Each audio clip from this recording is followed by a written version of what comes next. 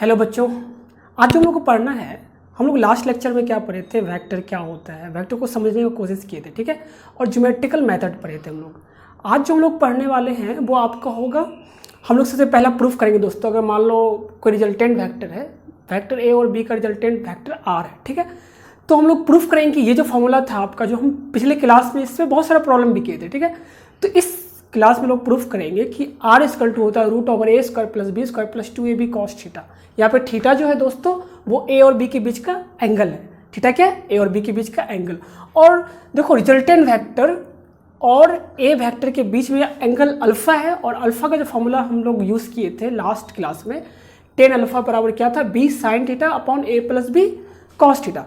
तो ये दोनों को मैं आज के क्लास में जो है उसको मैं प्रूफ करूँगा, ठीक है। इसके बाद हम लोग इससे रिलेटेड कुछ स्पेशल केस का डिस्कशन करेंगे, फिर हम लोग कुछ प्रॉब्लम्स भी करेंगे, वेक्टर एडिशंस पे कुछ प्रॉब्लम करेंगे, ठीक है। उसके बाद हम लोग का नेक्स्ट जो पार्ट होगा वो होगा आपका सब्सट्रैक्शन ऑफ वेक्टर। दो वेक्टर को घटाते कैसे, देखो जोड़ना सीख लिए, घटाना भी सीख लेंगे। अगर आप जोड़ना सीख गए हो, दो वेक्टर को ऐड करना, एडिशन करना सीख चुके हैं, तो आप दो वेक्टर को सब्सट्रैक्ट भी करना सीख जाओगे, और वो तो और ज़्यादा ईजी होता है, वो और भी ज़्यादा ईजी है। उसके बाद लोग पढ़ेंगे यूनिट वेक्टर, ठीक है। आपको हम पहले यूनिट वेक्टर के बारे में थोड़ा बहुत इंट्रोडक्शन में बताया था, हम लोग थोड़ा सा और पढ़ेंगे यूनिट वेक्टर के बारे में। उसके बाद हम लोग पढ़ेंगे कंपोनेंट ऑफ वेक्टर, किसी वेक्टर कंपोनेंट कैसे तोड़ते हैं। कोई वेक्टर सपोज करो किसी प्लेन से या किसी एक्सिस से थीटा एंगल बनाता है, तो उसको हम लोग कंपोनेंट पे कैसे तोड़ते हैं, हम लोग इस बात पे डिस्कशन करने वाले हैं इन दिस लेक्चर। तो हम लोग का आज का जो लेक्चर होगा, लेक्चर में हम लोग बस यही सब डिस्कस करने वाले हैं, ठीक है। देखो अब जो हम लोग करने वाले हैं, प्रूफ कर लेते हैं इसको, ठीक है। प्रूफ क्या है समझिए, ये चीज़ क्या है, आपको ये चीज़ समझ में आना चाहिए।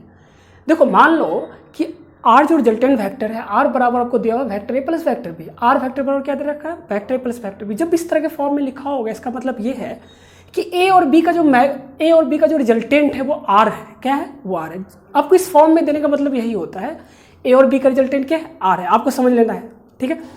अगर आर वेक्टर बराबर vector A plus vector B है, देन आपको प्रूफ करना है कि आर मैग्नीट्यूड ऑफ आर। अगर सिंपली आर लिखा हो ऊपर, वेक्टर का सिंबल नहीं, इसका क्या मतलब होता है? Magnitude of are. सपोज करो कहीं पे ए लिखा हुआ है, इसका क्या मतलब है? अगर ए पर ये एरो नहीं है तो इसका मतलब क्या है? इसका मतलब है कि सिंपली हम लोग मैग्नीट्यूड का बात कर रहे हैं। एरो नहीं है तो सिंपल मैग्नीट्यूड का बात है। अगर वेक्टर लिखोगे, वेक्टर तो इस तरह से लिखेंगे, ए वेक्टर। या सिंपली अगर ए लिखा हुआ, इसका मतलब क्या हुआ? ये ए वेक्टर का मैग्नीट्यूड है, ठीक है। और मैग्नीट्यूड और हम लोग वेक्टर के बारे में डिस्कशन कर चुके हैं, मैग्नीट्यूड क्या होता है, ठीक है। तो आपको बोला कि आपको प्रूफ करना है आर बराबर मैग्नीट्यूड ऑफ आर बराबर क्या होता है? √a² + b² + 2ab cos theta. ये प्रूफ कर लेंगे, बहुत ज़्यादा टफ भी नहीं है, ईजी है, 5 मिनट में हो जाएगा, ठीक है। उसके बाद आपको tan अल्फा, यहाँ पे जो अल्फा है वो आपको रिजल्टेंट वेक्टर और ए वेक्टर के बीच का एंगल सपोज करो अल्फा है, तो tan अल्फा बराबर को प्रूफ करना है b sin theta upon a + b cos theta. Simple चीज़ है, आपको बिल्कुल नहीं घबराना है, इसमें एकदम तुरंत हो जाएगा। देखो मैं अच्छे से मतलब फिगर बना करके प्रूफ कर देता हूँ, सुनिएगा। देखो इधर मैं इधर फिगर बना लेता हूँ, ठीक है। आप देखो यहाँ पर जो है आपको क्या दे रखा है? एक वेक्टर ए दे रखा है, ठीक है।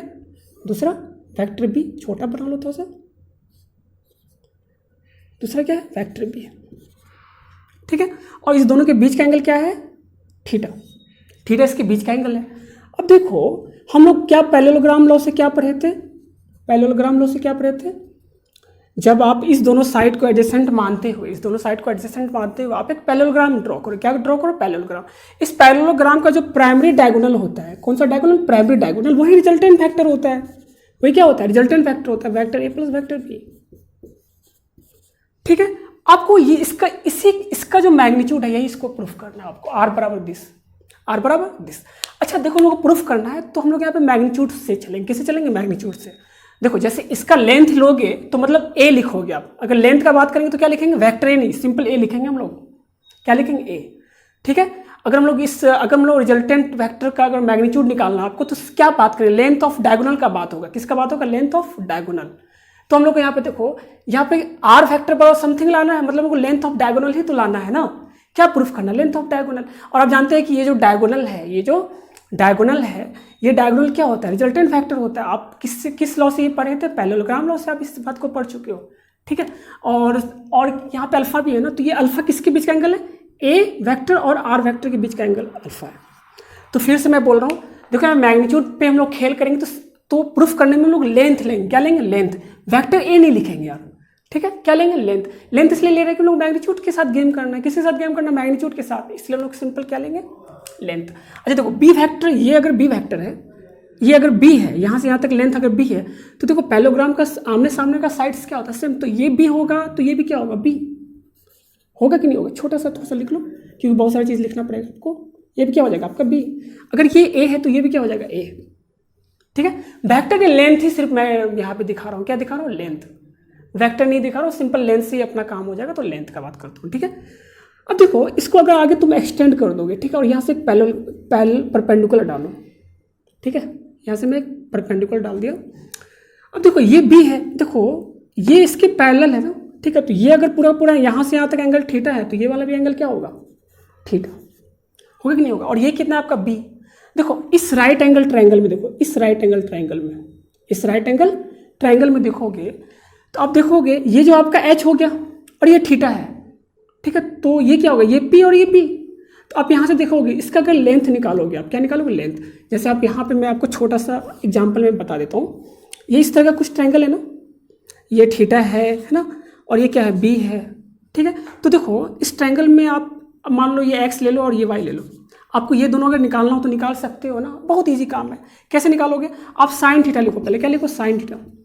साइन थीटा बराबर क्या होगा? देखो साइन थीटा बराबर होता है x upon P upon H, P upon H. तो देखो थीटा ये है तो पी कौन होगा? ये, और एच कौन होगा? ये। कितना हो जाएगा बता देना? X upon H. तो यहाँ से आपका एक्स कितना हो जाएगा? एक्स अपॉन एच का वैल्यू बी है यहाँ पे ना, एच का वैल्यू क्या? बी। तो एक्स बराबर कितना हो जाएगा आपका? B sine theta. देखो इसका मतलब क्या हुआ? ये जो लेंथ होगा ये क्या होगा? B sine theta. ट्रायंगल में आपको ये याद रखना है, ठीक है। और राइट एंगल ट्रायंगल में आपको ये याद रखना है। और वाई भी निकाल सकते हो। वाई निकालने के लिए आपको कॉस थीटा लेना पड़ेगा। क्या लेना पड़ेगा? कॉस थीटा बराबर क्या होगा बताना? बी बट्टे एच। तो बी क्या है? वाई, और एच क्या है? बी। तो वाई अपॉन बी। तो यहाँ से आप क्रॉस मल्टीप्लाई करोगे तो वाई बराबर क्या हो जाएगा आपका? वाई बराबर हो जाएगा B cos theta, B cos theta. तो इसका मतलब ये हुआ कि मान लो ये कोई राइट एंगल ट्रायंगल है और आपको क्या दे रखा है? एच गिवन है। एच क्या गिवन है? तो आपको याद रखना है थीटा के सामने वाला कितना हो जाएगा? एक्स है। थीटा के सामने वाला तो एक्स क्या है? B sine theta. तो डायरेक्ट आप याद रखिए थीटा के सामने वाला क्या होगा? बी साइन थीटा, ठीक है। और थीटा के साथ जो आपका साइड्स है वो कितना होगा आपका? B cos theta. आपको डायरेक्ट याद रखना है इस बात को। मैं यहाँ से मिटा दे रहा हूँ, मैं डायरेक्ट यहाँ पे यूज करूंगा इस चीज को, ठीक है। मैं यहाँ मिटा दे रहा हूँ और समझा दिया हूँ दोस्त। तो यहाँ से बता सकते हो ये बी है आपका और ये थीटा है, तो ये क्या होगा? B cos theta. और ये क्या होगा? बी साइन थीटा, ठीक है। मैं आपको समझा दिया हूँ नीचे में, आप बाद में कंफ्यूज मत होना, ठीक है। देखो तो ये आपका कितना हो जाएगा? बी कॉस थीटा, है ना। और ये वाला कितना हो जाएगा? B sine theta. अच्छा थोड़ा सा हम लोग नेमिंग कर लेते हैं, ठीक है। तो आपको थोड़ा सा इजी पड़ेगा। जैसे मान लो इसको पी ले लो, ठीक है, इसको क्यू ले लो, इसको आर ले लो, इसको एस ले लो और इसको टी ले लो, ठीक है। हमको क्या करना है दोस्तों? हमको आर बराबर ये प्रूफ करना है ना, आर बराबर ये प्रूफ करना। आर क्या है? डायगोनल पैरेललोग्राम ही है ना यार, डायगोनल पैरेललोग्राम। तो रिजल्टेंट का मैग्नीट्यूड ही तो आपको लाना है ना, मैग्नीट्यूड लाना है। तो इसका अगर आप डायगोनल फाइंड आउट कर लोगे तो ये प्रूफ हो जाएगा ना।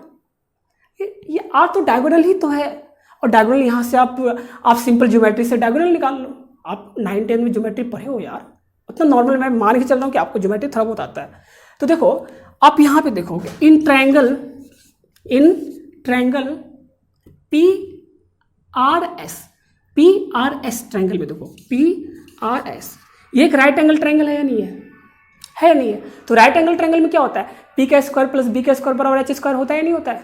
देखो ये आपका इस ट्रायंगल में ये आपका 90 डिग्री है, ठीक है, इस ट्रायंगल में। तो ये एच हो गया, एक पी होगा एक बी होगा। तो आप यहाँ से बोल सकते हो ना, क्या बोल सकते हो? पी एस का स्क्वायर मतलब इसका स्क्वायर, एच का स्क्वायर बराबर क्या होगा? पी का स्क्वायर। तो पी क्या है इसमें आपका? कोई भी एक पी ले लो, इसका स्क्वायर प्लस इसका स्क्वायर होगा, P square plus B square, this square plus this square. तो क्या हो जाएगा बताइएगा? ये यहाँ से यहाँ तक पी आर का स्क्वायर प्लस आर एस का स्क्वायर, सिंपल। अच्छा देखो आप यहाँ से अच्छे से देखोगे तो पी एस का स्क्वायर बराबर, देखो पी आर को आप कैसे लिख सकते हो? पी आर को क्या आप ऐसे लिख सकते हो? P Q plus Q are का स्क्वायर। देखो पी आर आपको डायरेक्ट पता नहीं है तो बट आप पी आर को क्या लिख सकते हो? P Q plus Q R, वही लिख दिए, P Q plus Q R पर whole square plus R S square, plus R S square. अब सबका वैल्यू यहाँ से पुट करो, सबका वैल्यू क्या करो, यहाँ से पुट करो। देखो पी एस का स्क्वायर क्या है आपका, पी एस का स्क्वायर क्या है आर, तो क्या हो जाएगा आर का स्क्वायर, आर का स्क्वायर। अब देखो पी क्यू क्या है आपका, पी क्यू, ठीक है, पी क्यू मतलब ए है ना। देखो यहाँ पे वेक्टर ए लिखा हुआ क्योंकि हम लोग यहाँ पे वेक्टर से दिखा रहे थे, बट यहाँ पे सिर्फ लेंथ का बात हो रहा है तो यहाँ पे सिंपल ए लिखेंगे। पी क्यू क्या है, ए है। अरे लेंथ, पी क्यू मतलब लेंथ हुआ ना, तो लेंथ क्या है ए, मैग्नीट्यूड ऑफ ए मतलब, तो क्या हो जाएगा आर स्क्वायर बराबर पी क्यू, पी क्यू क्या है आपका ए, प्लस क्यू आर क्या है, क्यू आर ये है B cos theta, B cos theta पर होल स्क्वायर प्लस, ठीक है, आर एस क्या है, R S B sine theta, B sine theta पर स्क्वायर। अब इसको तोड़ो, अब इसको तोड़ो, तोड़ोगे तो क्या आएगा आपका A square plus B square cos square theta, अरे A square plus B, A plus B पर होल स्क्वायर को तोड़ रहे हैं हम लोग, this square plus 2 into this, ये होता है ना, plus 2 into A into B cos theta, है ना, प्लस इसको स्क्वायर को अंदर घुसा दो तो क्या हो जाएगा B square sine square theta. अब देखिए आपका क्या बचा इसमें, आपका इसमें बचा ए स्क्वायर प्लस, अब देखो बी यहाँ पर बी है और यहाँ पे बी है, ठीक है, बी स्क्वायर दोनों जगह, तो बी स्क्वायर कॉमन ले लो आप। अगर बी स्क्वायर कॉमन ले लोगे तो क्या बचेगा अंदर में, cos square theta plus sign square theta, ठीक है, प्लस 2ab कॉस थीटा, बचा ही नहीं बचा। और आप जानते हैं sign square theta plus cos square theta क्या होता है 1, इसका वैल्यू क्या हो गया 1, इसका वैल्यू क्या हो गया 1, तो आपके पास क्या बचा A square plus B square, ये 1 हो गया तो बी स्क्वायर इंटू 1 तो बी स्क्वायर लिख सकते हो, plus 2ab cos theta, 2ab cos theta, तो अपना आर स्क्वायर बराबर हो गया ये, ठीक है। तो आर बराबर क्या हो गया बता देना, आर बराबर हो गया root over A square plus, अरे स्क्वायर तो उधर फेंके तो रूट में क्या है ना, A square plus B square plus 2ab cos theta, ठीक है, ये प्रूफ हो गया आपका। देखो मैं सिर्फ लेंथ के साथ खेल किया है क्योंकि वो लेंथ ही तो, मैग्नीट्यूड ही तो निकालना था ना, मैग्नीट्यूड मतलब लेंथ, तो लेंथ के लिए सिर्फ लेंथ के साथ खेल कूद किया हम लोग, ठीक है। अच्छा अब दूसरा आपको क्या बताना है कि टेन अल्फा ही बताना है, यही प्रूफ करना आपको। अल्फा क्या है, angle between resultant vector and A vector के बीच का एंगल, तो टेन अल्फा भी निकाल सकते हो, उसमें कोई बहुत बड़ा टास्क नहीं है आपका। देखो इस ट्रायंगल में देखो P R S, in triangle P R S, तो कौन सा ट्रायंगल पी आर एस मतलब ये वाला ट्रायंगल, ठीक है।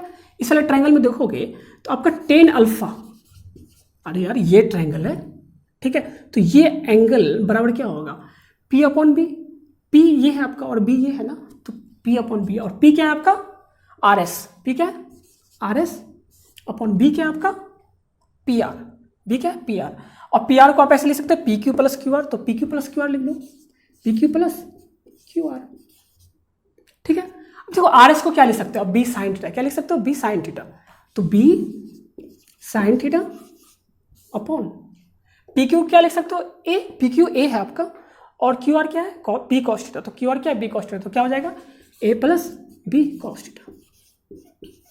तो देखो क्या हो गया आपका टेन अल्फा बराबर हो गया आपका कितना हो गया B sine theta plus A plus B cos theta, ठीक है। या फिर आप इसको ऐसे भी लिख सकते हो कि अल्फा बराबर आप ऐसे लिख सकते हो, इस टेन को इधर भेज दोगे तो उसको हम लोग टेन इनवर्स में लिखते हैं। किस तरह से लिखते हैं टेन इनवर्स में, लिखने का तरीका ये होता है टेन इनवर्स, ठीक है, बी साइन थीटा अपॉन ए प्लस बी कॉस थीटा, ठीक है। इसको इनवर्स में भी आप लिख सकते हो इस तरीके से। देख लो याद रखना, अगर कहीं भी इस तरह से होता है साइन थीटा बराबर सपोज करो एक्स है, तो आप थीटा को क्या लिख सकते हो साइन इनवर्स एक्स, आप ऐसे लिख सकते हो, ठीक है। कहीं मान लो कॉस थीटा बराबर मान लो कि आपका 1/√3 है, तो आप उसको इसका वैल्यू नहीं जानते हो, तो आप थीटा को इस तरीके से लिख सकते हो, थीटा बराबर क्या लिख सकते हो आप कॉस इनवर्स 1/√3, इस तरीके से आपको आंसर मिलेगा, ठीक है। तो आपको बस ये मैथमेटिक्स चीज़ है, आपको इस तरीके से कहीं पे लिखा अगर मिलेगा तो ये मत सोचना सर ये तो नया चीज़ है, बिल्कुल नया नहीं है भाई, वही चीज़ है। आपको सिंपल मतलब लिखने का पैटर्न ये होता है, आपको बस ये याद रखना, कहीं पे इस तरह से लिखा होगा तो घबरा मत जाना, ठीक है, ये देखो मैं प्रूफ कर दिया बस। बट आपको याद रखना है अल्फा जो है वो किसके बीच का एंगल है, आर वेक्टर और ए वेक्टर के बीच का एंगल है। ठीक है, अगर आपको आर वेक्टर और बी वेक्टर के बीच का एंगल निकालना है तो आपको कुछ नहीं करना पड़ेगा। देखो ए की जगह बी पुट कर दो, बी की जगह पे पुट कर दो। क्या करना है, ए की जगह बी पुट करना, बी की जगह पे। मान लो अल्फा अगर angle between R vector and B vector होता तो यहाँ पे बी की जगह पे पुट कर दो, ए की जगह बी पुट कर दो, तो क्या हो जाएगा A sine theta upon B plus A cos theta. ठीक है, नोट डाउन कर लीजिए। हम लोग है ना कुछ स्पेशल केस का बात कर लेते हैं। किसका बात कर लेते हैं, स्पेशल केस का। देखो स्पेशल केस इसमें क्या होता है, एक्चुअली आपका याद होगा अगर आर वेक्टर बराबर अगर है आपको vector A plus vector B और ए और बी के बीच का एंगल सपोज करो थीटा है, क्या थीटा है, तो आप क्या जानते हो आर बराबर क्या हो जाएगा आपका, जब मैग्नीट्यूड ऑफ आर बराबर क्या हो जाएगा, under root A square plus B square plus 2ab cos theta, जो हम लोग जस्ट प्रूफ किए, जस्ट हम लोग प्रूफ किए। और अगर मान लो आर वेक्टर और ए वेक्टर के बीच का एंगल अल्फा है तो टेन अल्फा बराबर क्या था आपका, या फिर सिंपली अल्फा बराबर क्या था आपका, tan inverse B sine theta plus A plus B cos theta. अच्छा देखो, आपको मैं इस तरह से क्यों आपको दिखा रहा हूँ, देखो कोई भी वेक्टर, रिजल्टेंट वेक्टर भी क्या एक तरह का वेक्टर होता है, आर वेक्टर भी एक तरह का वेक्टर है। तो किसी वेक्टर को बताने का तरीका क्या होता है, आप उसका मैग्नीट्यूड बताओ, क्या बताओ मैग्नीट्यूड, दूसरा डायरेक्शन। तो डायरेक्शन कैसे बताओगे, एंगल बताते हैं, क्या बताते हैं, एंगल। जैसे यहाँ पे देखो हम लोग यहाँ पे मैग्नीट्यूड बताएं आर वेक्टर का और एंगल बता दिए कि ए वेक्टर से कितना एंगल बना रहा है, तो आपको थोड़ा बहुत आइडिया लग जाएगा कि वो वेक्टर किधर होगा। जैसे कहीं पे लिखा हो 10 न्यूटन फोर्स, 10 न्यूटन फोर्स का मतलब कुछ नहीं होता है दोस्तों। 10 न्यूटन फोर्स किस डायरेक्शन में लग रहा है ये भी आपको क्वेश्चंस में क्लियर होना चाहिए, क्योंकि force is a vector quantity. कोई भी मान लो किसी ऑब्जेक्ट का वेलोसिटी है 5 मीटर पर सेकंड, तो वेलोसिटी किस डायरेक्शन में 5 मीटर पर सेकंड है यार, ये भी आपको स्पेसिफाई करना पड़ेगा। इसका मतलब ये हुआ कि किसी वेक्टर को रिप्रेजेंट करने के लिए या किसी वेक्टर को बोलने के लिए आपको दो चीज़ की जरूरत पड़ता है, एक मैग्नीट्यूड, दूसरा डायरेक्शन। तो डायरेक्शन हम लोग एंगल से बता देते हैं हम लोग, ठीक है, और मैग्नीट्यूड जो वैल्यू आपका होता है, कुछ न्यूमेरिकल वैल्यू होता है मैग्नीट्यूड, उससे हम लोग बता देते हैं। ठीक है, अब चलो ये था आपका, हम लोग इसमें कुछ स्पेशल केस का बात कर लेते हैं। किसका बात कर लेते हैं, स्पेशल केस। ठीक है, अगर सपोज करो इस दोनों के बीच का जो एंगल ए और बी के बीच का एंगल सपोज करो थीटा है, क्या है, थीटा है। अगर बताइए स्पेशल केस 1 में लेते हैं हम लोग, अगर थीटा बराबर सपोज करो आपका 0 डिग्री है, कितना डिग्री, 0 डिग्री। 0 डिग्री मतलब क्या हुआ कि दोनों वेक्टर एक ही डायरेक्शन में होगा ना, vector A B C direction में, vector B B C direction में। 0 डिग्री का मतलब यही होगा। तो इस तरह के वेक्टर को जब दो वेक्टर का डायरेक्शन सेम होता है उसको बोलते हैं हम लोग लाइक वेक्टर। क्या बोलते हैं इसको, लाइक वेक्टर। अगर दो लाइक वेक्टर हो, कैसा वेक्टर हो, लाइक वेक्टर हो, तो उसमें रिजल्टेंट क्या होता है उस पर हम लोग बात कर लेते हैं। ठीक है, तो आप जानते हो आर बराबर क्या होता है आपका, root over A square plus B square plus 2ab। देखो यहाँ पे लाइक वेक्टर ले रहे हैं हम लोग, तो इसमें थीटा का वैल्यू क्या होगा, 0 डिग्री। तो cos 0 पुट करेंगे ना यहाँ पे, cos 0 का वैल्यू क्या होता है 1। ठीक है, तो क्या हो जाएगा A square plus B square plus 2ab into 1 मतलब 2ab।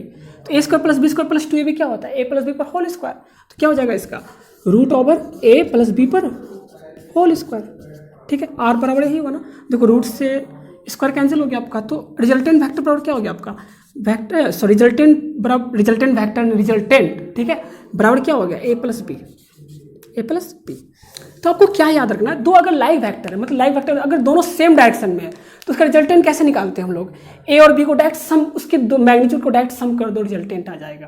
ठीक है, अगर मान लो कि एक बच्चा है जो इस डायरेक्शन में 10 न्यूटन फोर्स लगा रहा है, एक दूसरा बच्चा वो भी इस डायरेक्शन में 10 न्यूटन फोर्स लगा रहा है, तो हम पूछेंगे कि टोटल फोर्स कितना है, तो आप बोल दोगे 20 न्यूटन, और वो सही भी है।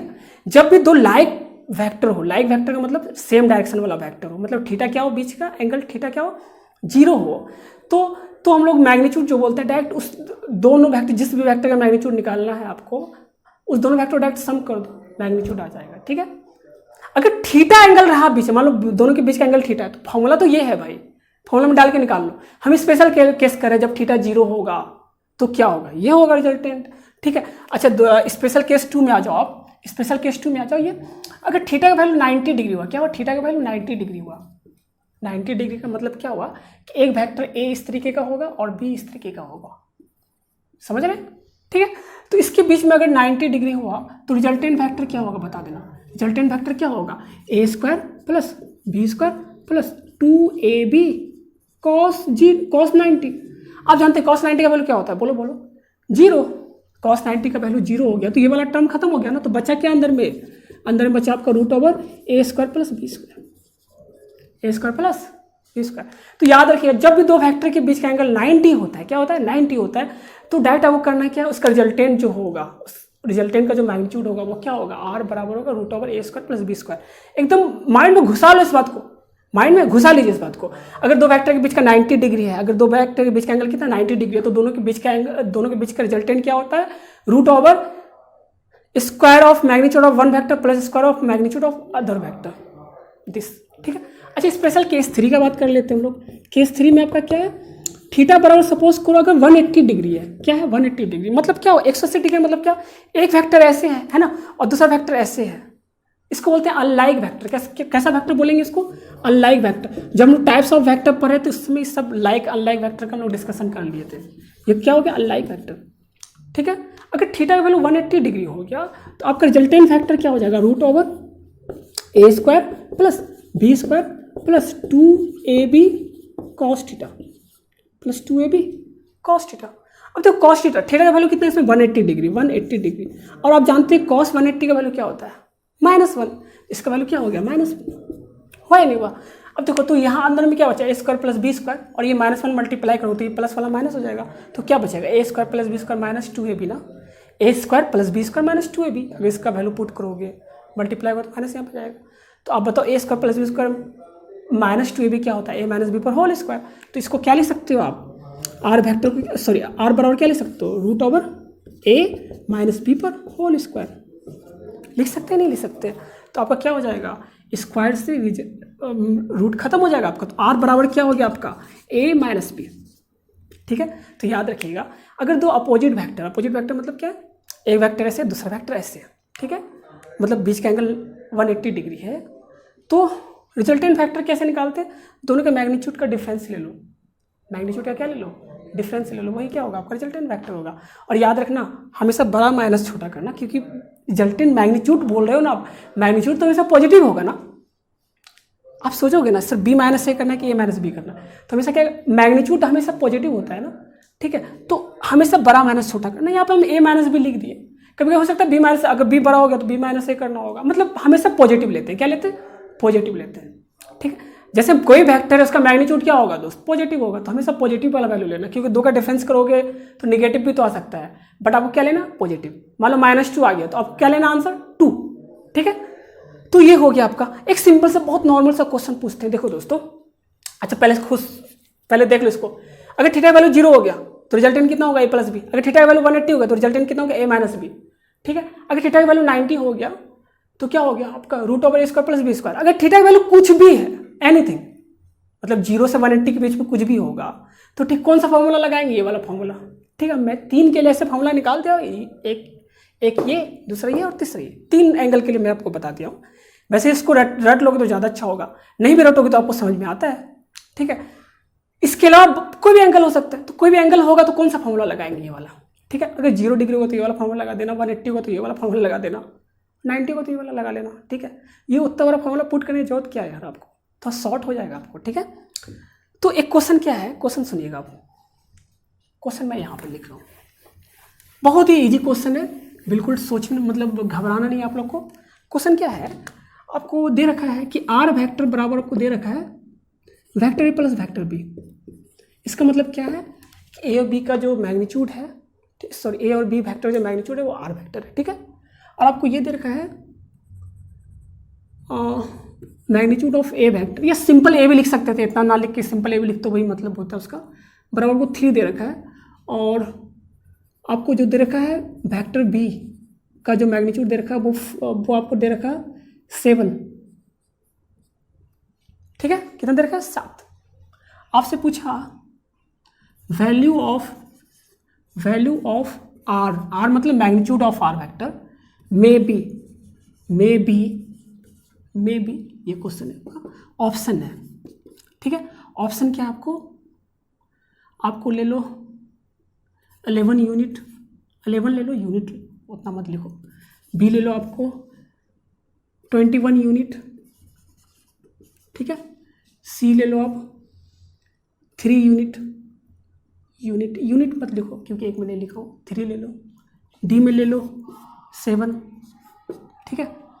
ई में ले लो आप 2, ठीक है, और आप ले लो ई हो गया, एफ में ले लो आप ऑप्शन 8, क्या ले लो 8, ठीक है। इसमें मल्टीपल करेक्ट हो सकता है, मतलब जरूरी नहीं कि एक ही ऑप्शन हो, एक से अधिक ऑप्शन भी करेक्ट है इसमें, एक से अधिक ऑप्शन भी करेक्ट है। तो पहले आप लोग स्क्रीन पॉज करना, पहले खुद से ट्राई करना, क्या करना, पहले खुद से ट्राई करना, उसके बाद देखना। चलो अब देखो, आपको दे रखा है वेक्टर ए बराबर कितना दे रखा है, मैग्नीट्यूड ऑफ ए बराबर 3 दे रखा है और मैग्नीट्यूड ऑफ बी बराबर कितना दे रखा है 7, ठीक है। तो आपको बोला कि आर का जो वैल्यू होगा वो क्या होगा। देखो एंगल का तो बात कुछ नहीं किया है ना, तो एंगल तो कुछ भी हो सकता है, एंगल तो कुछ भी हो सकता है। अपने पास फॉर्मूला यही था ना यार, यहाँ पे कॉस थीटा होता था ना, अपने पास फॉर्मूला यही है, A square plus B square plus 2ab cos theta है या नहीं है। तो देखो थीटा वैल्यू जब 0 होता है तो कितना होता है ए प्लस बी, मतलब क्या हुआ, एक वेक्टर इस तरफ, ए वेक्टर इस तरह इसी तरफ है, दूसरा बी वेक्टर भी इसी तरफ है, ठीक है। इसका मैग्नीट्यूड कितना होता है ए प्लस बी। अगर ये दोनों अपोजिट में हो जाता है, किस में हो जाता है, अपोजिट में हो जाता है, ए वेक्टर और बी वेक्टर अपोजिट में हो जाता है, मैग्नीट्यूड कितना हो जाता है ए माइनस बी। तो यहाँ पे देखो आपको इसमें क्या चीज़ याद रखना है, याद ये रखना है आपको कि कोई भी दो वेक्टर का जो मैग्नीट्यूड होता है, सॉरी कोई भी दो वेक्टर का जो रिजल्टेंट होता है, रिजल्टेंट का जो मैग्नीट्यूड होता है वो हमेशा ए प्लस बी और ए माइनस बी के बीच में ही लाई करेगा। दो वेक्टर के रिजल्टेंट का मिनिमम मैग्नीट्यूड कितना हो सकता है ए माइनस बी, मैक्सिमम क्या हो सकता है ए प्लस बी। मतलब यहाँ पे देखो आपके पास फॉर्मूला क्या था, आर बराबर क्या फॉर्मूला था, A square plus B square plus 2ab cos theta ना, 2ab कॉस थीटा। इसका मैक्सिमम वैल्यू कितना हो सकता है ए प्लस बी। अरे आर बराबर ही है ना, इसका मैक्सिमम वैल्यू क्या हो सकता है ए प्लस बी। अरे इसमें थीटा ही वैल्यू तो करेगा ना, आप थीटा का अलग अलग वैल्यू रख करके पुट करोगे तो अलग अलग क्या आएगा, आर का वैल्यू आएगा ही नहीं आएगा। तो देखो आप थीटा का वैल्यू अलग अलग पुट करोगे तो मैक्सिमम वैल्यू क्या आएगा, इसका मैक्सिमम वैल्यू क्या आएगा, मतलब आर का मैक्सिमम वैल्यू क्या आएगा ए प्लस बी, और मिनिमम वैल्यू क्या आएगा आपका ए minus B. A plus B कब आएगा, जब थीटा का वैल्यू 0 लोगे, और ए माइनस बी कब लोगे, जब थीटा का वैल्यू, ए माइनस बी कब आएगा, जब थीटा का वैल्यू क्या हो जाएगा 180 डिग्री। और हमेशा क्या होगा, जो आर का जो वैल्यू होगा इसी दोनों के बीच में होगा, मैक्सिमम वैल्यू क्या होगा दिस और मिनिमम वैल्यू ये, और हमेशा आर का वैल्यू इसी दोनों के बीच में ही लाई करेगा। तो आपका यहाँ पे क्वेश्चन क्या है, अब यहाँ पे क्वेश्चन पे आते हैं, किस पर आते हैं क्वेश्चन पे। आर बराबर यह दे रखा है, ए और बी का वैल्यू दे रखा है, ठीक है, मैग्नीट्यूड का वैल्यू दे रखा है, आपको बोला आर क्या होगा, आर क्या हो सकता है, मे बी लिखा हुआ है, तो थीटा नहीं ना दिया आपको। तो मान लो थीटा कुछ भी हो सकता है ना, थीटा कुछ भी हो सकता है, तो डिफरेंट थीटा के लिए क्या होगा, आर का वैल्यू डिफरेंट होगा। तो इसमें से पहले ये देखो कौन सा वैल्यू नहीं हो सकता है, आर का कौन सा वैल्यू नहीं हो सकता है। आप एक बात तो क्लियर हो गया ना कि देखो इसका मैक्सिमम वैल्यू क्या होता है आपका ए प्लस बी, और इसका आर का मिनिमम वैल्यू कितना होता है ए माइनस बी। तो कोई भी चीज़ का वैल्यू, कोई भी चीज़ का जो वैल्यू जो होता है हमेशा मैक्सिमम और मिनिमम के बीच में ही तो लाई करता है ना।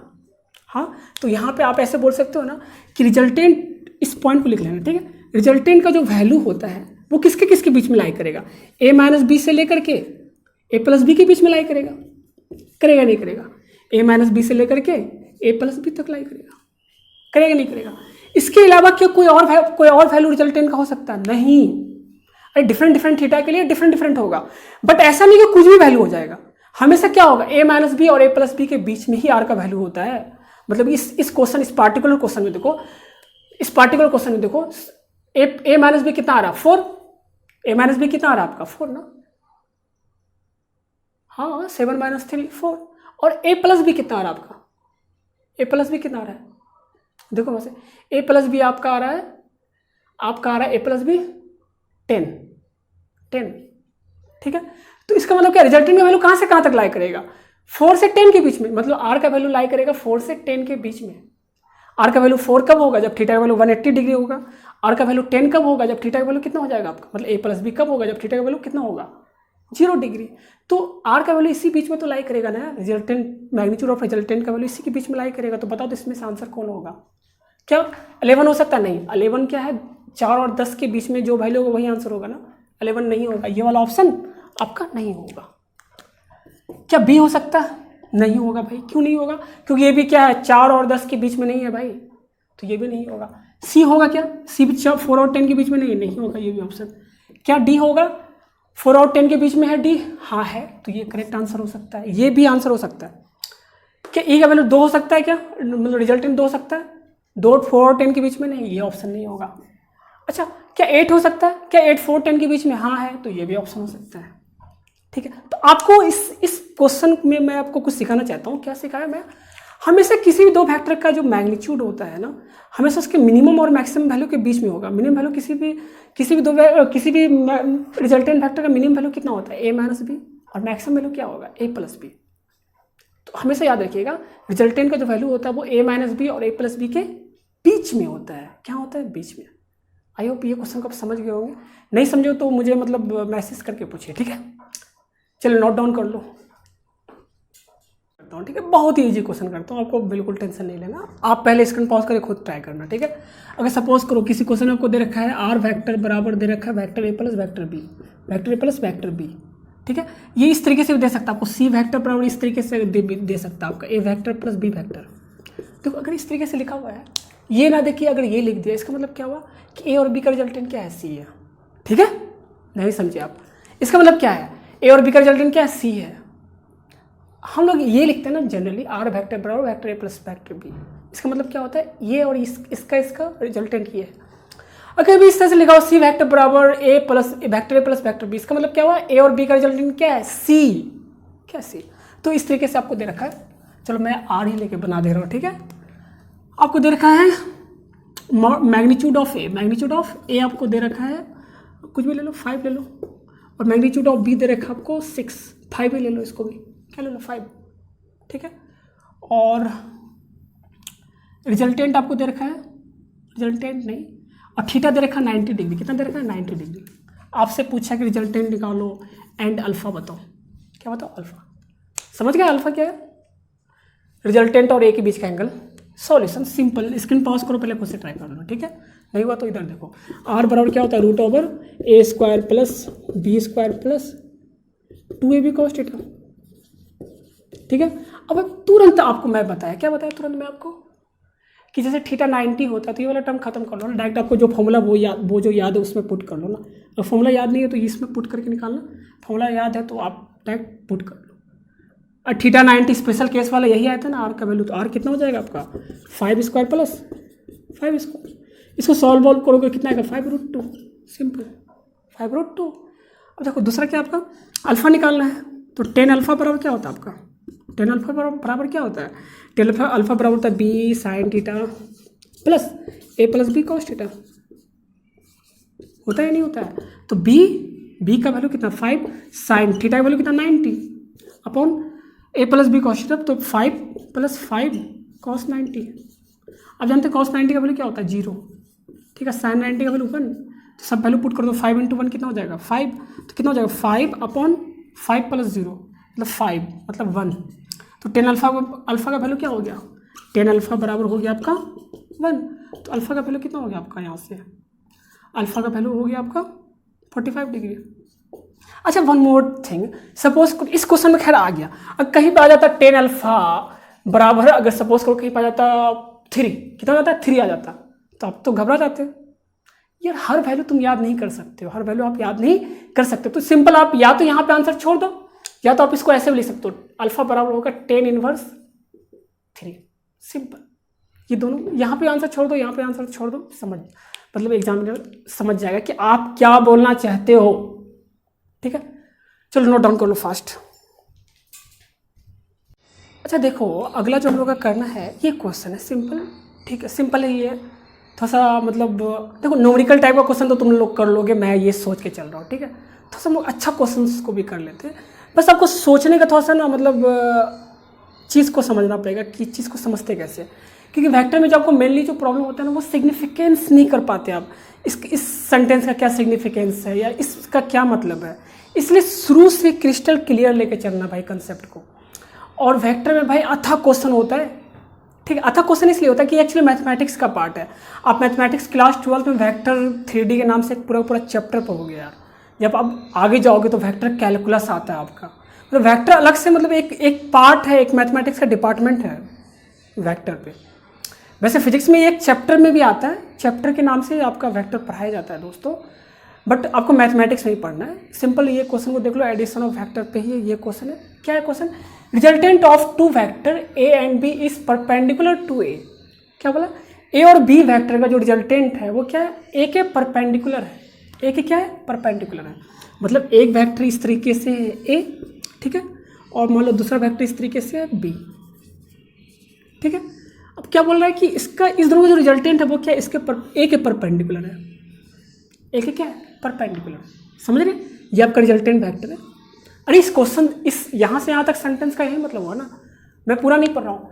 Resultant of two vector A and B is perpendicular to A, तो फिगर तो यही बना ना, ए वेक्टर हुआ बी वेक्टर हुआ और इसका मैग्नीट्यूड क्या है, इसके परपेंडिकुलर। अच्छा आप लोग सोच रहे होंगे सर हम लोग ए वेक्टर और बी वेक्टर इस तरह से क्यों नहीं बनाए। अरे बच्चे अगर मान ली इस तरीके से बना देते हैं तो इसका रिजल्टेंट इसके ए के परपेंडिकुलर कभी होता ही नहीं भाई, क्योंकि रिजल्टेंट हमेशा इस दोनों के बीच से ही निकलेगा ना। पैरेललोग्राम लो, कौन सा लो, पैरेललोग्राम लो। तो ऑब्वियस ही बात है बी क्या होगा, ऑब्ट्यूज एंगल बना होगा, इस दोनों के बीच में क्या होगा, एंगल ऑब्ट्यूज होगा, इसलिए मैं ऐसा फिगर नहीं बनाया, ठीक है, कंफ्यूज मत होना। और क्या दे रखा है देखो, और क्या दे रखा है, and magnitude of resultant vector, मतलब आर वेक्टर का जो मैग्नीट्यूड है, आर वेक्टर का जो मैग्नीट्यूड है आपका, या सिंपल आर लिख लो यार, क्योंकि बार बार आर वेक्टर का मॉडुलस लिखना अच्छा नहीं लगता है, ठीक है। आर जो है आपको हाफ मैग्नीट्यूड ऑफ बी है, हाफ मैग्नीट्यूड ऑफ बी मतलब बी बाई टू है, मतलब क्या है, बी बाई टू है। तो find angle between A and B vector, find angle between A and B vector. तो ए और बी के बीच का एंगल बताना आपको, ये आपको गिवन है क्वेश्चन में, यही सब चीज़ तो गिवन है ना, है नहीं। तो आप क्या करो ना, सिंपल है, ट्रिग्नोमेट्री आता कर लोगे आप। वेक्टर बहुत सारे क्वेश्चन तो ट्रिग्नोमेट्री से होता है भाई, और वेक्टर्स प्योर वेक्टर से भी आपका रिलेटिव मोशन पूरा प्योर वेक्टर है, इसलिए वेक्टर आपको आना चाहिए। हो सकता है कि बहुत सारा क्वेश्चन में कॉन्फिडेंस यहाँ पे ना दिखे, बट जैसे जैसे हम लोग चैप्टर पढ़ेंगे आपको हर चैप्टर में तो वेक्टर का क्वेश्चन आता ही है, तो धीरे धीरे आपको वेक्टर में बहुत अच्छे से रिवाइज, मतलब बहुत अच्छे से आने लगेगा। स्टार्टिंग में वेक्टर पे थोड़ा कॉन्फिडेंस नहीं आता बच्चे को, क्योंकि पहली बार आप डायरेक्शन के साथ खेल कूद कर रहे हो ना, इसलिए स्टार्टिंग में भी हो सकता है, बट धीरे धीरे जब आप फिजिक्स पढ़ोगे तो वेक्टर आपके सामने बहुत बार आएगा, तो आपको वेक्टर के साथ अब डर लगना खत्म हो जाएगा, ठीक है। बट मैं कोशिश करूँगा कि आपको शुरू से क्या हो, पूरा कॉन्फिडेंस हो वेक्टर पे। देखो आर वेक्टर बराबर, सॉरी मैग्नीट्यूड ऑफ आर बराबर क्या, बी बाई टू है, बी बाई टू। तो देखो आपको क्या बताना है, ए और बी के बीच का एंगल बताना है ना, बताना है। तो देखो बताते हैं, हम लोग कोशिश करते हैं। ट्रायंगल लॉ का यूज़ करो तो यार, देखो वेक्टर ए ऐसे हुआ, ठीक है, और आपका ट्रायंगल लॉ को यूज़ करो, ए वेक्टर ये हुआ, बी वेक्टर को यहाँ पे लिखो इस तरीके से, ठीक है। ये कौन सा वेक्टर हो गया, बी, और रिजल्टेंट वेक्टर्स के परपेंडिकुलर है इस तरीके से। समझे मैं किस तरह से कर रहा हूँ, एक सेकंड देख लो, वन सेकंड। देखो ए वेक्टर इस तरीके से आपका है कि नहीं है, और रिजल्टेंट वेक्टर किस तरीके से, इस तरीके से, तो बी वेक्टर किस तरीके का होगा, यहां से यहां डायरेक्ट लिख लो। अरे तभी तो ए और बी का मैग्नीट्यूड आर होगा ना। देखो ट्रायंगल लॉ, एक वेक्टर ऐसे है, दूसरा वेक्टर ऐसे है, तो रिजल्टेंट क्या होगा, ऐसे। ट्रायंगल लॉ याद है, तभी तो क्या होगा आपका, ए वेक्टर प्लस बी वेक्टर बराबर आर वेक्टर। ट्रायंगल लॉ समझ रहे हो ना मैं कैसे लगाया, ठीक है, क्योंकि ट्रायंगल लॉ से आप चीज़ को ना थोड़ा सा इजीली समझ लोगे, इसलिए मैं आपको ट्रायंगल लॉ से बता रहा हूँ। क्या इस फिगर को हम लोग इस तरीके से लिख सकते हैं, हाँ, क्योंकि हम लोग इसको पैरेलल शिफ्ट कर सकते हैं। इसको ए को ऐसे लिख कर दिए, बी यहाँ था तो यहाँ पे ऐसे डाल दिए, और आर ऐसे हो गया, ठीक है, क्योंकि आर रिजल्टेंट है तो इसके अपोजिट में होगा। ट्रायंगल लॉ में आपको मैं बताया था, एक वेक्टर का हेड दूसरे वेक्टर के टेल से जुड़ा हुआ, तो इसका टेल और इसके हेड को जोड़ दो तो रिजल्टेंट आ जाएगा। और आपको ये गिवन है रिजल्टेंट है परपेंडिकुलर, इसलिए रिजल्टेंट इस तरीके से मैं लिखा हूँ, ठीक है। अब देखो यहाँ से आप क्या करो ना, कि यहाँ से थीटा निकाल लो, क्या निकालो, थीटा, क्या निकालो, थीटा। आप यहाँ से थीटा निकाल सकते हो, सोचो कैसे निकालोगे आप, ठीक है। थीटा कैसे निकालोगे, आपको आर और बी के बारे में थोड़ा बहुत पता है ना, तो आप क्या कर सकते हो, ऐसे कर सकते हो, और साइन थीटा बराबर क्या होगा आपका, हम लोग सिर्फ मैग्नीट्यूड का बात करेंगे, मतलब लेंथ का बात करेंगे। अरे ट्रायंगल बन गया ना, लेंथ का खाली बात को, लेंथ का बात होगा मतलब सिर्फ मैग्नीट्यूड का बात होगा। तो साइन थीटा बराबर क्या होगा आपका, दिस अपॉन दिस ना, तो क्या हो जाएगा, आर अपॉन बी होगा कि नहीं होगा, और आर बराबर क्या दे रखा है, बी बाई टू, तो क्या हो जाएगा, B by two upon R upon B, sorry, तो क्या हो गया आपका साइन थीटा बराबर क्या हो गया आपका, बी अपॉन टू बी, तो बी कैंसिल हो गया ना, तो साइन थीटा बराबर 1/2, साइन थीटा बराबर 1/2, तो थीटा का वैल्यू कितना हो गया आपका 30 डिग्री, थीटा वैल्यू कितना हो गया 30 डिग्री। इसका मतलब क्या हुआ, इसका मतलब क्या हुआ कि आपको ये वाला एंगल 30 डिग्री पता चल गया। ये वाला एंगल मतलब कौन सा एंगल पता चल गया, ये वाला एंगल 30 डिग्री पता चल गया। अरे पैरेलली तो शिफ्ट किए थे ना, ये एंगल पता चल गया ना 30 डिग्री है, तो ये एंगल मतलब कौन सा एंगल पता चला आपको, ये वाला एंगल। आपको ए और बी के बीच में एंगल कौन सा है, ये वाला टेल टेल वाला एंगल होता है ना, तो ये एंगल कितना हो जाएगा 150 डिग्री। अरे 180 माइनस 30 यार, ठीक है ना, हो जाएगा 150। तो एंगल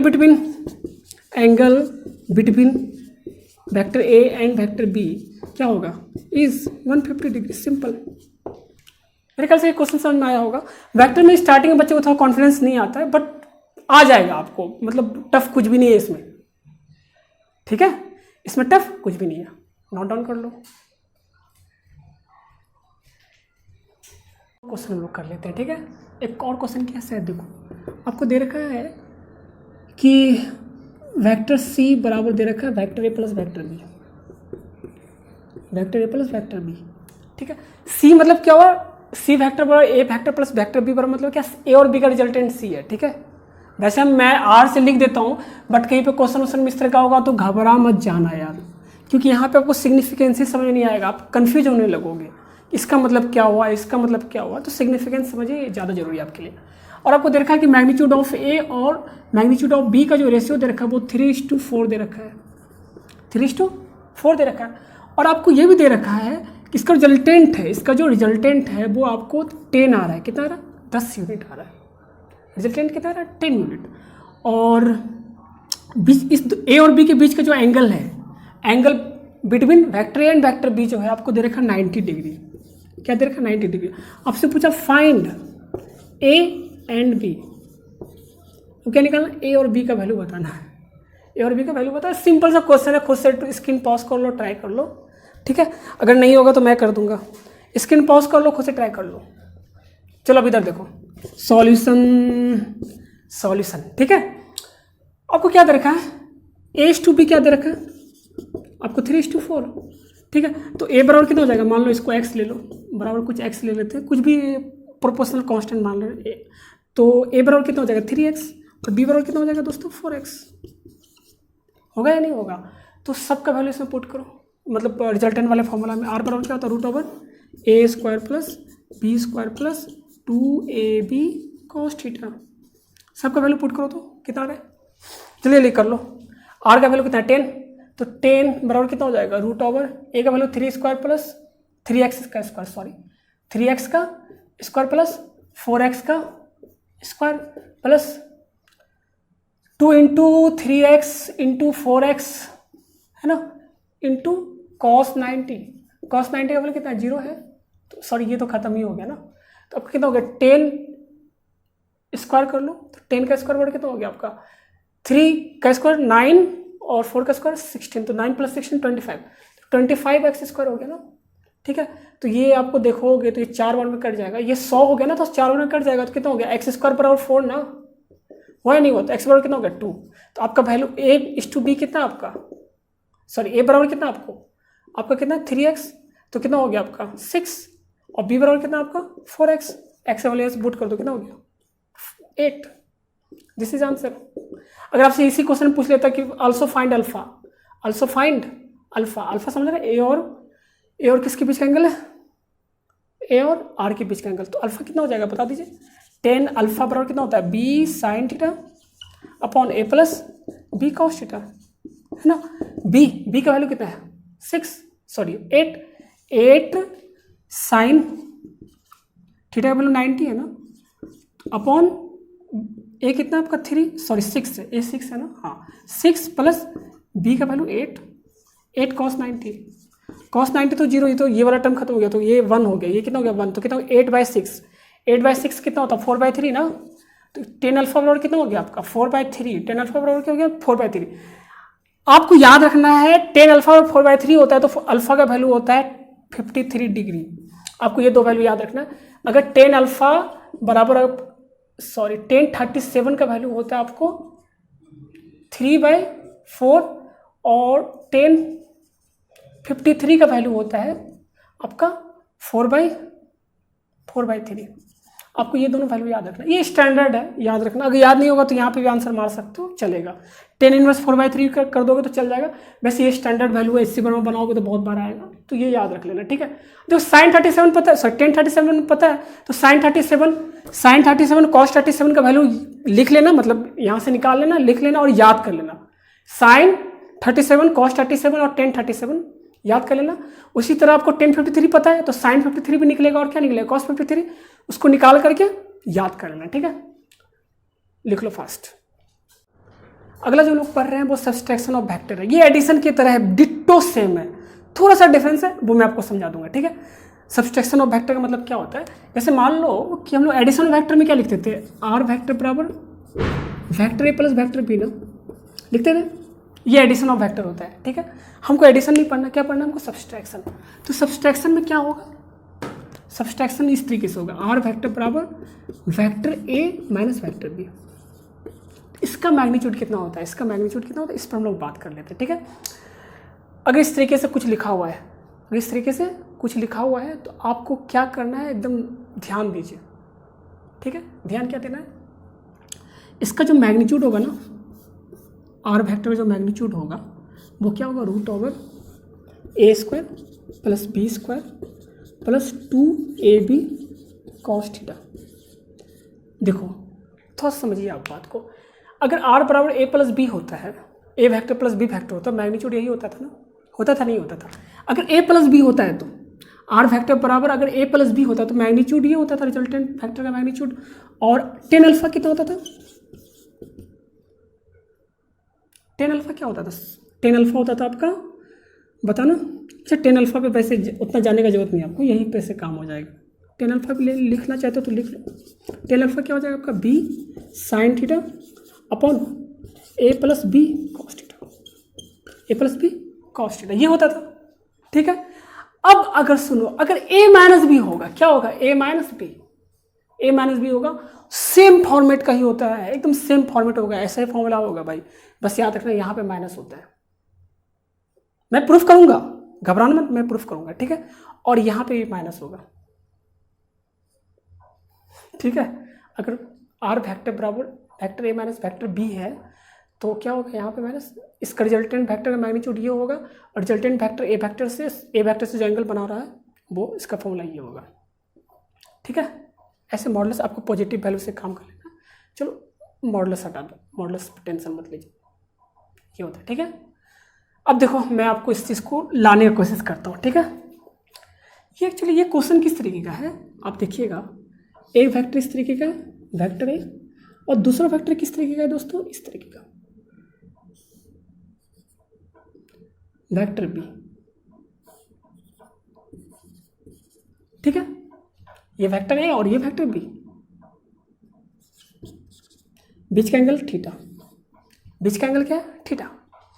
अब देखो अगर सपोज कीजिए, अगर आपको आर वेक्टर बराबर क्या होता है, अगर आर वेक्टर बराबर आपका vector A plus vector B होता तो रिजल्टेंट कौन सा वाला होता है, ये वाला हो जाता है ना, रिजल्टेंट आपका कौन सा वाला होता है, ये वाला हो जाता है रिजल्टेंट। आर क्या होता है, vector A plus vector B ना, सिंपल। बट यहाँ पे क्या है, vector A minus vector B है, क्या है, A vector A minus vector B. तो इसके लिए क्या, आप देखो आर बराबर है क्या आपका, vector A minus vector B ना, माइनस वेक्टर बी। तो क्या आप इसको ऐसे लिख सकते हो, vector A plus minus of B vector लिख सकते हो, लिख सकते हो, नहीं लिख सकते हो। मतलब क्या हुआ, सब्सट्रैक्शन में क्या हुआ कि रिजल्टेंट जो होता है किसका किसका मैग्नीट्यूड होता है, ए का और माइनस बी वेक्टर का। अरे बी माइनस बी भी एक वेक्टर है ना, माइनस बी वेक्टर कौन सा होगा, बी के अपोजिट डायरेक्शन वाला वेक्टर, मैग्नीट्यूड सेम और बस डायरेक्शन अपोजिट कर दो तो माइनस बी वेक्टर हो गया। तो यहाँ पर अगर इस तरीके से लिखा हुआ, इसका मतलब क्या होता है कि आर वेक्टर जो है वो वेक्टर ए और माइनस बी वेक्टर का रिजल्टेंट है। किसका किसका रिजल्टेंट है, आर वेक्टर जो है वो वेक्टर ए और माइनस बी वेक्टर का रिजल्टेंट है दोस्तों। तो मतलब इसका मतलब क्या हुआ, सुनिए, इसका मतलब क्या हुआ कि आप माइनस बी वेक्टर पहले ड्रॉ कर लो। माइनस बी वेक्टर इस तरह से इसी तरफ ड्रॉ होगा ना, मैं आपको नेगेटिव वेक्टर ड्रॉ करना सिखाया था, ठीक है। तो छोटा कर लो, लेंथ ज़्यादा हो गया, सेम लेंथ है ना, लेंथ सेम लेंगे, बस डायरेक्शन अपोजिट कर देंगे, ठीक है। अब देखो आर वेक्टर कौन सा वेक्टर होगा, इस वेक्टर और इस वेक्टर का मैग्नीट्यूड समझे, इस वेक्टर और इस वेक्टर का मैग्नीट्यूड। तो अब आपके लिए क्या है, ये minus B as a vector treat करो, नेगेटिव वेक्टर ये एज ए वेक्टर ट्रीट करो। इसका मैग्नीट्यूड कैसे निकालोगे, सेम पैरेललोग्राम लो। क्या तरीका पैरेललोग्राम लो लगाने का, भाई तुम इस दोनों को एडजेसेंट मानते हुए क्या कर लो, आप एक पैरेललोग्राम खींच लो, ठीक है। इसका जो प्राइमरी डायगोनल होगा, मतलब इस दोनों के इंटरसेक्शन से जो डायगोनल पास होता है, वो जो डायगोनल होगा उस डायगोनल का जो वो जो डायगोनल होगा वो डायगोनल क्या देता है, रिजल्टेंट। किसका रिजल्टेंट देगा, आर वेक्टर में किसका रिजल्टेंट होगा, A vector plus minus of B vector. या इसको तोड़ के लिखोगे, या आप इसको तोड़ के लिखोगे तो कैसे लिखोगे आप, या आप इसको ऐसे लिख सकते हैं, आर वेक्टर पर क्या होगा, vector A minus B vector, ठीक है। अरे यही तो हुआ ना, ए माइनस बी, या simple vector A plus minus of B vector, simple. तो देखो आपको ये हो गया, तो इसका जो रिजल्टेंट होगा वही तो क्या होगा आपका, वही तो आर वेक्टर है ना।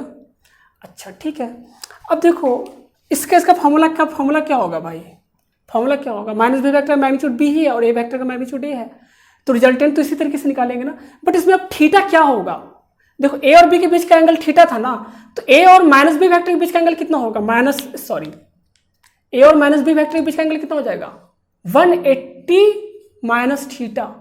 अरे यार, ए और माइनस बी वेक्टर के बीच का एंगल कितना हो जाएगा, 180 माइनस थीटा। तो जो आपके पास फॉर्मूला था रिजल्टेंट का वो क्या था, √a² plus b² plus 2ab cos theta. अब देखो यहाँ पे a और माइनस बी का मैग्नीट्यूड निकालोगे तो थीटा का वैल्यू क्या पुट करोगे, 180 माइनस थीटा या थीटा। अरे थीटा a और b के बीच का एंगल है ना, आपको किसका मैग्नीट्यूड निकालना है इसको प्रूफ करने के लिए, a और माइनस बी का ना, इसको ऐसे भी लिख सकते हो ना, vector a plus minus of B vector. तो मतलब आपको किसका रिजल्टेंट निकालना है, a और माइनस बी वेक्टर। तो a और माइनस बी वेक्टर के बीच का एंगल पुट करो, वो कितना है, 180 माइनस थीटा। तो यहाँ क्या पुट करोगे, 180 माइनस थीटा पुट करो। तो r का वैल्यू कितना हो गया आपका, यहाँ से देखो a² प्लस b² प्लस, तो cos 180 माइनस थीटा क्या होता है, minus cos theta. cos 180 minus theta क्या होता है, माइनस कॉस थीटा। तो माइनस यहाँ पे आ जाएगा, तो माइनस क्या हो जाएगा, 2ab cos थीटा। तो r वेक्टर ये आ गया ना आपका, सॉरी r वेक्टर का मैग्नीट्यूड ये हो गया ना, a² plus b² minus 2ab cos theta. अब ये थीटा कौन सा angle between vector a and vector b, ठीक है। और हम लोग प्रूफ करने के लिए सब यहाँ से हम आपको दिखा दिए, ठीक है। तो सिंपल a और b के बीच का एंगल सपोज करो आपको क्या है, थीटा है। क्या है, थीटा है। तो अगर आपको r वेक्टर बराबर vector a minus vector b दिया हुआ है, तो सिंपल रिजल्टेंट क्या होगा, यहाँ पे माइनस कर देना, आ जाएगा अल्फा इस तरीके से निकलेगा, यहाँ माइनस कर देना आ जाएगा। यहाँ पे वही तरीके से क्या हो, अगर प्लस होता तो क्या होता है, a plus B cos theta होता है। अगर वहाँ माइनस है, r वेक्टर बराबर क्या है, vector a minus vector b है, तो क्या होगा, a plus b into cos 180 minus theta. cos 180 minus theta क्या होगा, माइनस cos थीटा, इसलिए वो माइनस यहाँ पे आ गया, ठीक है। समझ गए होंगे, अच्छे से देख लो, थोड़ा सा मे भी डाउट रह रहा होगा बट समझ जाओ, टफ चीज़ नहीं है। या नहीं कुछ प्रूफ नहीं आ रहा, थोड़ा सा कन्फ्यूजन हो रहा, तो वो चीज़ भूल जाइए। जब भी देखो अगर इस तरह का होगा, आर वेक्टर बराबर ए माइनस बी वेक्टर इस तरीके का होगा, तो रिजल्टेंट ये होता है और अल्फा एंगल इस तरीके से निकलता है। बस ये याद रख ले, अरे ये तो याद रख सकते हो ना, बस इतना याद रख लो, काम हो जाएगा अपना, ठीक है। अच्छा सिंपल से अगर हम लोग क्वेश्चन करते हैं, सपोज करो एक क्वेश्चन इस तरीके से आपको दे रखा है, आर वेक्टर बराबर दे रखा है आपको vector A minus vector B, ठीक है। और आपको दे रखा है ए बराबर कुछ दे रखा है आपको, ए बराबर मान लो 3 है, बी बराबर मान लो आपका 4 है, और आपको दे रखा है आर बराबर है 7। आर बराबर क्या लोगे, कुछ भी ले लो, 2 ले लो। आर बराबर क्या दे रखा है, 2। आपसे पूछा find angle between A vector and B vector. A vector and B vector क्या निकाल सकते हो, सिंपल है, ठीक है। पहले स्क्रीन पॉज करो, खुद से ट्राई करना, ठीक है। अब इधर देखो, सब तरीका क्या होगा, आप जानते हैं आर बराबर क्या होता है, √, सॉल्यूशन देख लो, a² plus b² plus minus है, तो यहाँ पे माइनस लिखेंगे, माइनस 2ab cos थीटा। आपको क्या निकालना है, थीटा ही तो निकालना है ना, angle between A and B. Theta क्या angle between A and B है ना, तो ए और बी का वैल्यू पुट कर लो, आर का भी वैल्यू पुट करो, कितना हो जाएगा, आर का वैल्यू 2, तो 2 बराबर कितना है, 3² plus 4² plus minus 2 into 3 into 4 into cos theta. ये स्क्वायर को, ये स्क्वायर रूट को इधर फेंको, तो कितना हो जाएगा, 2 का स्क्वायर 4 हो जाएगा ये, इधर कितना हो जाएगा, 3 3 9 प्लस 4 4 जा 16, 9 प्लस 16 25, तो कितना हो जाएगा 25 माइनस 2 3 जा 6 6 4 जा 24 कॉस थीटा। ठीक है, तो यहाँ से देखोगे, इसको इधर लेते हो तो ये कितना हो जाएगा -21, अरे 25 इधर जाएगा तो 4 माइनस 25 होगा ना, तो -21। ठीक है, -24 कॉस थीटा। देखो माइनस माइनस एक दूसरे को कैंसिल आउट कर दिया ना, तो कॉस थीटा बराबर क्या हो गया, कॉस थीटा बराबर हो गया आपका 21/24। तो यही आंसर हो गया आपका। क्या हो गया, क्योंकि स्टैंडर्ड वैल्यू नहीं ना, तो इसलिए आपको थीटा वैल्यू बताने की जरूरत नहीं है। ठीक है, जो स्टैंडर्ड है उसी में थीटा वैल्यू बताते हैं हम लोग। तो यहाँ से आप ऐसे लिख सकते हो, थीटा बराबर कितना हो जाएगा, cos inverse 21/24। This is answer. अच्छा, और देखो आप लोग, एक मैं और आपको सिंपल सा क्वेश्चन दिखाता हूँ। ठीक है, आपको क्या दे रखा है, आपको कुछ इस तरीके से दे रखा है, ए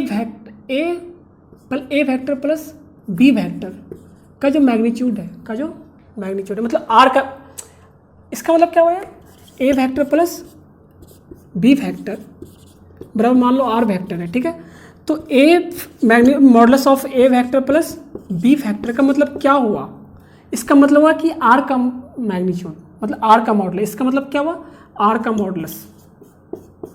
ठीक है, तो मतलब यहाँ पे इस तरीके से लिखे हैं, इसका मतलब क्या, आर का ही मॉडुलस है वो। बराबर को दे रखा है vector A minus vector B minus, ठीक है, vector A minus vector B. समझ गए इसका। देखो, क्योंकि आपको वेक्टर में क्वेश्चन नहीं पढ़ने का बहुत बड़ा रीजन होता है, ये सब समझ ही नहीं पाते हो कि क्या है इसका मतलब। ठीक है, तो मतलब समझ में आना चाहिए आपको। ए प्लस बी का vector, A vector plus B vector का मॉडुलस बराबर क्या है, A vector minus B vector का मॉडुलस। अरे आर रिजल्टेंट। अच्छा, आर को आप किसी से डिनोट कर सकते हो। ठीक है, जरूरी नहीं कि आर से ही करोगे। ये दे रखा है आपको, ये दे रखा है, आपसे पूछा find angle between A and B, vector A and vector B के बीच का एंगल बताना आपको। क्या बताना, एंगल। सॉल्यूशन देखो, पहले स्क्रीन पॉज कर लो, खुद से ट्राई कर लो, उसके बाद मैं बनाता हूँ। चलो अब देखो सॉल्यूशन। देखो modulus of A vector plus B vector बराबर क्या होगा भाई, बराबर होगा A square plus B square plus 2ab cos theta. होगा कि नहीं होगा। अरे सपोज करो यही तो होता है, ये बराबर आर होता है तो मॉडुलस ऑफ आर बराबर यही तो होता है ना। तो ये आपको आर ना दे के डायरेक्ट ये दे रखा है, ये हो गया। ठीक है, दूसरा आपको क्या दे रखा है, आपको ए माइनस ए वेक्टर माइनस बी वेक्टर, ये क्या होगा बताना, फॉर्मूला बता दो, आपको फॉर्मूला में पढ़ाया हूँ, A square plus B square minus 2ab cos theta. होगा या नहीं होगा, सिंपल। आपको दे रखा है ये दोनों सेम है, ये दोनों क्या है, सेम है, मतलब ये दोनों क्या है, सेम है, तो ये दोनों सेम कर लो। ये दोनों को सेम करोगे तो क्या होगा, A square plus B square plus 2ab cos theta का रूट बराबर कितना हो जाएगा, A square plus B square minus 2ab cos theta का रूट। ठीक है, ये रूट कैंसिल हो गया, क्या हो गया, कैंसिल। तो देखोगे यहाँ पे तो क्या बचा, A square plus B square plus 2ab cos theta बराबर A square plus B square minus 2ab cos theta. ठीक है, माइनस 2ab cos थीटा। देखो A square plus B square cancel हो गया, तो बचा कितना, 2ab cos थीटा बराबर कितना हो गया, माइनस 2ab cos थीटा। अब देखो सब इसको भी इधर लेते हो, इसको भी इधर लेते हो, तो क्या हो जाएगा 4ab cos थीटा बराबर कितना हो गया आपका, इसको इधर लेते हैं तो इधर 0 बचा ना। ठीक है, ये 4ab कांस्टेंट इसको इधर फेंक दो उठा के, तो cos थीटा बराबर कितना हो गया आपका 0, तो थीटा बराबर कितना हो गया आपका 90 degree. This is answer. Theta का वैल्यू कितना आया 90 डिग्री। बहुत सारे बच्चे सोच रहे सर यार कॉस्ट कट क्यों नहीं कर दिए। बेटा कट कर दोगे तो फिर निकालोगे किसको यार, इसलिए हम लोग कट नहीं किए। ठीक है, यहाँ पे आप लोग सोच रहे हो कॉस्ट कट हो रहा, कट कर दो सर, तो फिर तुम निकालोगे क्या, कट नहीं कर सकते। ठीक है, सिंपल। आई होप ये क्वेश्चन समझ में आया होगा, इसका सॉल्यूशन भी समझ में आया होगा। ठीक है, चलो आज के लिए इतना ही रखते हैं। ठीक है, और अच्छे से पढ़ाई कीजिए आप लोग। And thank you. और देखो वेक्टर में थोड़ा सा स्टार्टिंग में कॉन्फिडेंस नहीं आता है बच्चों को यार, डायरेक्शन वैक्शन में बच्चे थोड़ा खोने लगते हैं यार। आप लोगों को बिल्कुल खोना नहीं है, समझ में आएगा यार, मेरे साथ ट्यून रहो, 100% समझ में आएगा, ठीक है। और जो भी डाउट है मैसेज करके पूछ सकते हो आप लोग, ठीक है। आज के लिए इतना ही रखते हैं, थैंक यू।